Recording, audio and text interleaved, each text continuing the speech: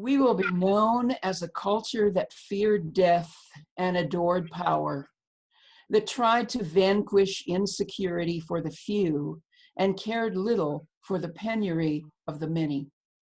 We will be known as a culture that taught and rewarded the amassing of things, that spoke little, if at all, about the quality of life for people, other people, for dogs, for rivers. All the world in our eyes, they will say, was a commodity. And they will say that this structure was held together politically, which it was. And they will say also that our politics was no more than an apparatus to accommodate the feelings of the heart, and that the heart in those days was small and hard and full of meanness. That is a quote from the wonderful author and poet Mary Oliver. Speaking to what our culture is, what it's like, what we feel it's like in these moments. And so Dean Walker and I today want to tell you about another live course called Resilience Bridge that we are offering in July of 2018, July 12 through 15, in which people are going to come together, people who have been looking at the realities of our culture and our times for a long time, to come together and do some very deep work to train ourselves, to embellish ourselves and strengthen ourselves in how to live resiliently in these times.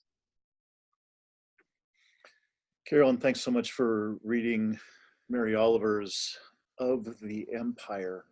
Remarkable. I'm Dean Walker, and thanks so much for the introduction, Carolyn. I'd like to introduce you a little bit as well, even though just about everybody who will watch this video knows you. Just in case there are new people. Carolyn, you've had a remarkable history that you've laid out in some autobiographical writing. You've been an incredibly prolific writer, and about this topic of collapse of Earth and human systems, you are, as far as I know, the most prolific writer in the world in terms of the question, who will we be together as we face these challenges, as we face these predicaments? There's a quality of living and a quality of relatedness that's in every one of your books that's been really an extraordinary gift for me to read your writing. And I know that you bring the depth of experience that made those books happen to everything that we do together in this little organization that we call the Living Resilience Alliance. Right. And that, a couple times a year, we promised ourselves that we've got to have some live trainings that we do, because it's really, there is no replacement for people getting together, Right. for people being face to face in each other's presence, doing this extraordinarily important work. So again, thanks for that introduction. Well, if I could just pick up on that for a second. Yeah. It was exactly 10 years ago this year, in 2008, as the financial crash was happening, and as I had seen a movie called What a Way to Go, Life at the End of Empire, that I began to look at these collapse of systems and climate change. And I said, there are hundreds, if not thousands, of websites and people writing about this from the factual, intellectual level. But when these things really begin to unravel, what are people going to do emotionally and spiritually? So that's what I began to write about. How are we going to become resilient in the face of this, or do we just roll over and die? We may roll over and die anyway as a result of catastrophic climate change. But if we want to live resiliently in the face of this, what do we do? And I believe that you and I are some of the very few people talking about this in an organized, structured way, training people how to be resilient. Yeah. You know, Carolyn, I was in a extraordinary conference in Ashland, Oregon last weekend, and one of the speakers at this conference was a native, an indigenous elder, and he repeated one thing over and over again, and it was a bit surprising that this is what he chose to make his primary emphasis in his part of the conference. And his repeated emphasis was that we should be deeply aware of the luxury of being able to choose to do this very important work right now. Choose to do this important work. And what he was emphasizing, what he's talking about is, in his seeing, we have very, very little time before larger and larger waves of collective stressors and individual stressors hit us like sets of waves in the ocean. And it was his particular way of saying that. And, you know, I can't agree more. What I'm seeing in the circles that I'm trucking in now, you know, there are a lot of collapse-aware people, but just being collapse-aware buys us nothing. Right.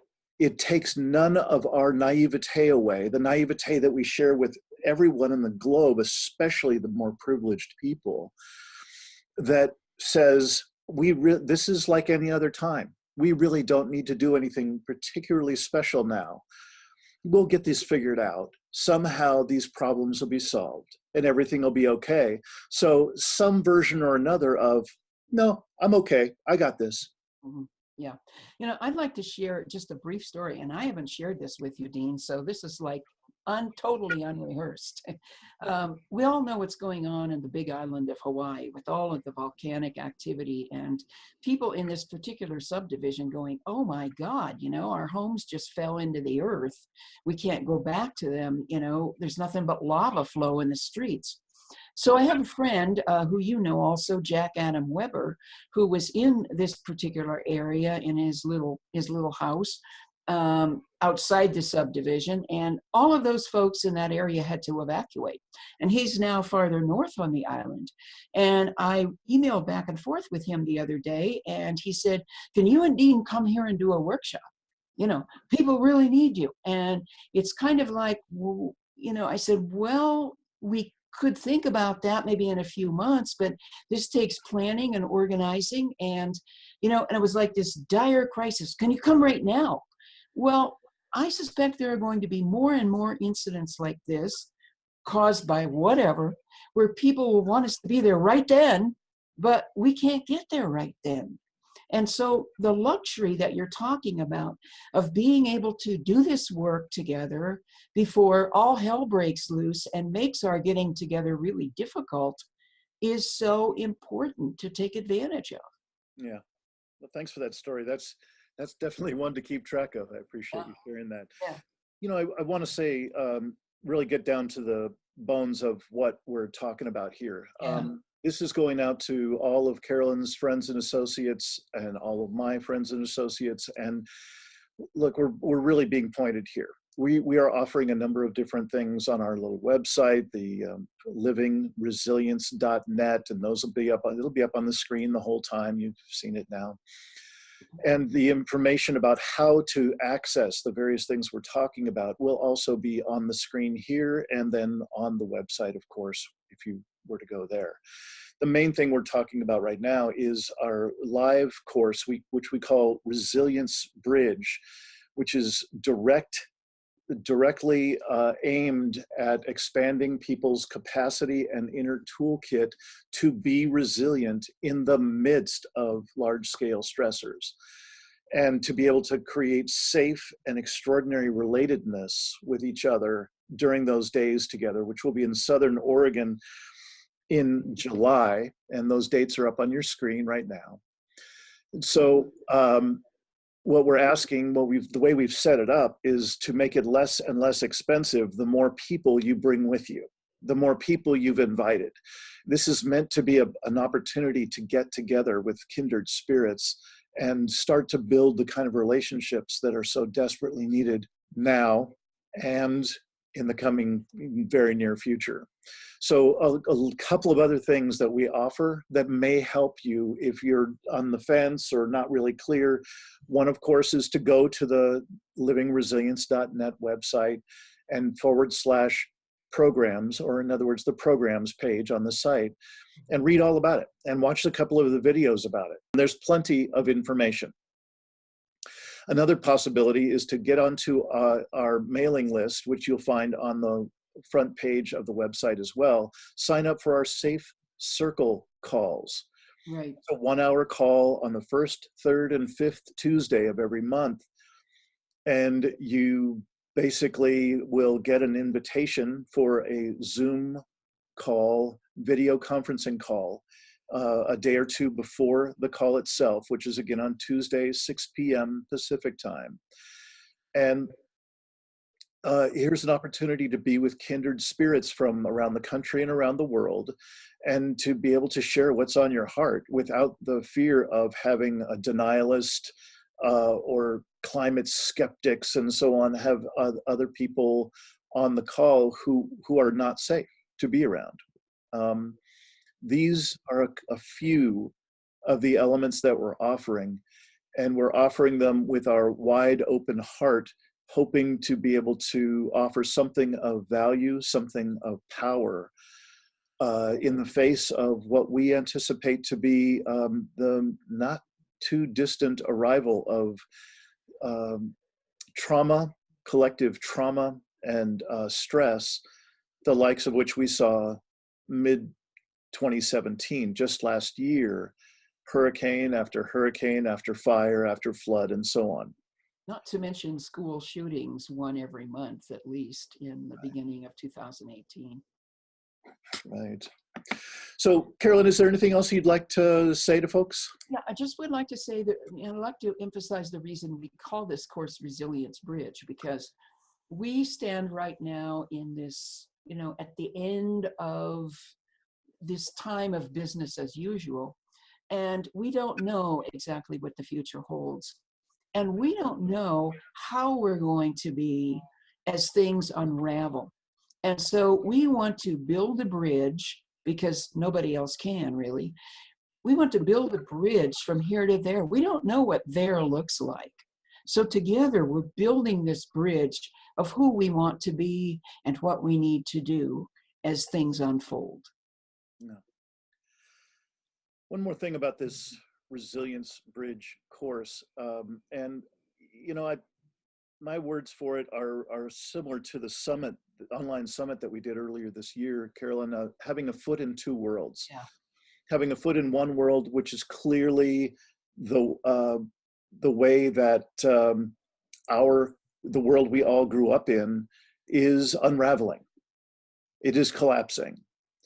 And the other world, the new world, has not been invented or articulated in any way yet.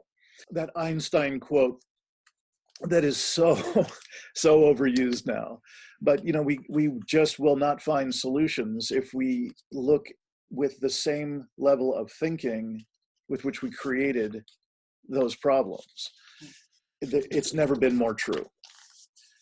And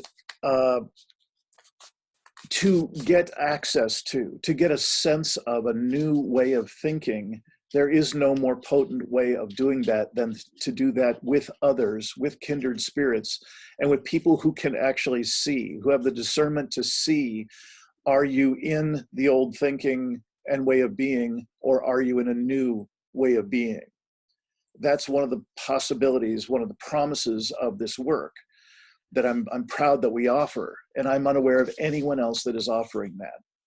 So if you get a sense in your life that there are pieces of our world, massive swaths of our world that are collapsing, that are generating massive experiences of stress, both individually and collectively, we invite you to join us in July 2018 in Ashland, Oregon. You'll see the dates are on the screen. please get in touch with us. And again, the information is on the screen. Get in touch with us if money is somehow a stop. Let's work something out. If there's a possibility of you bringing other people, let's make that happen. I'd like to just finish up with a couple of mentions of other tools, other offerings from this little Living Resilience Alliance that we call ourselves. Carolyn has been doing a remarkable job of producing the new Lifeboat Hour, which is available on her website, carolynbaker.net. So on the podcast tab. On the podcast page, in addition to the uncountable articles that and her own writing and the writing of others that is there, as it is on the livingresilience.net website. And lastly, I would recommend highly subscribing to Carolyn's daily news digest. We live in a post-truth world. I'd never thought I'd be saying those words. And these are times when discernment is absolutely essential. It's not just a good idea. It is absolutely essential. And it is not a default by just going to alternative websites, and obviously not there at all in the mainstream media. So I would recommend get onto Carolyn's website, or you'll also find a link on the livingresilience.net website, and sign up for Carolyn's daily news digest. Anything else, Carolyn? No, thank you for all of that, Dean. I am really looking forward to being with you and everyone in this course. It is such a rich and valuable time, and I can't wait to get back there and do this Resilience Bridge work that you and I are doing. Yeah, these are times like no other, and they promise to accelerate and intensify as every month goes by. So we look forward to having conversations with you all, taking care of whatever logistics need to be taken care of to have you join us in July in Ashland, Oregon for Resilience Bridge. Thank you so much for listening. Thank you all. We hope to see you in July.